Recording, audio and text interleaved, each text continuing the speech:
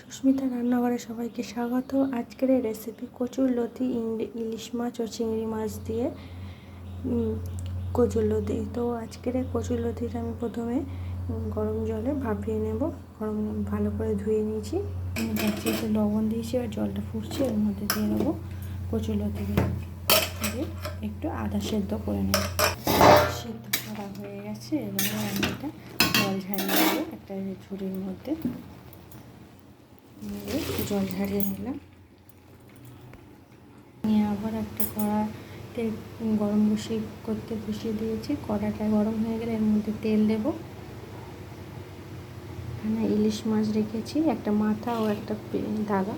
তো এর মধ্যে দেবো লবণ। ইলিশ মাছটা আমি ভেজে নেব, দেবো হলুদ গুঁড়ো। ভালো করে মাছটা মেখে নিয়ে ওই কড়াইয়ের মধ্যে ভেজে নেব। মাছটা ছেড়ে দিলাম ভাজার জন্য, এবার ভাজা হোক।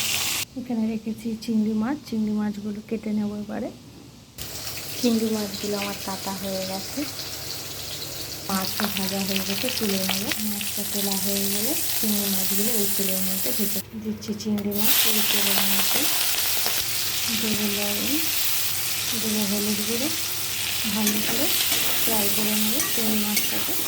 চিংড়ি মাছগুলো লাল লাল করে ভেজে নিলাম, এবার তুলে নেব একটা পাত্রে। ওই কড়াইয়ের মধ্যে আবার দেবো তেল, বেশি করে দেবো পাঁচফোড়ন, দেবো একটা শুকনো লঙ্কা, দিয়ে নাড়াচাড়া করে দিয়ে এখানে কেটে রেখেছি পেঁয়াজ কুচি, টমেটো কুচি, এগুলো দিয়ে দেবো। দিয়ে ভাজা করে ভালো করে পেঁয়াজটা লাল লাল করে ফ্রাই করবো। এখানে পেঁয়াজটা একটু বেশি পরিমাণে দিলাম, দিলে টেস্টটা আরও ভালো লাগে।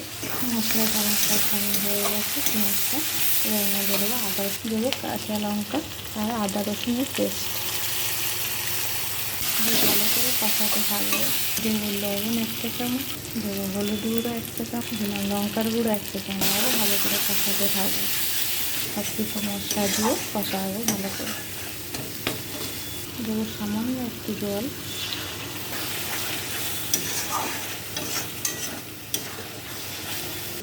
মশলা আমার কষানো হয়ে গেছে অলরেডি। এর মধ্যে দিয়ে দেবো কচুরলতি সিদ্ধগুলো করে ভালো করে এবারে কষাতে থাকবো।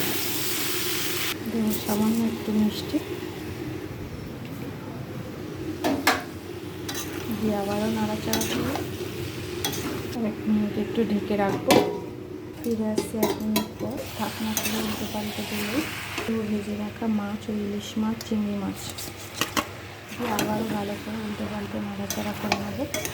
উল্টে পাল্টে নেব। গরম মশলার গুঁড়ো, সাই গরম মশলার গুঁড়ো দিয়ে নেড়ে চেড়ে নিয়ে নামিয়ে নিলেই রেডি আমার কচুরলতি ইলিশ মাছ চিংড়ি দিয়ে।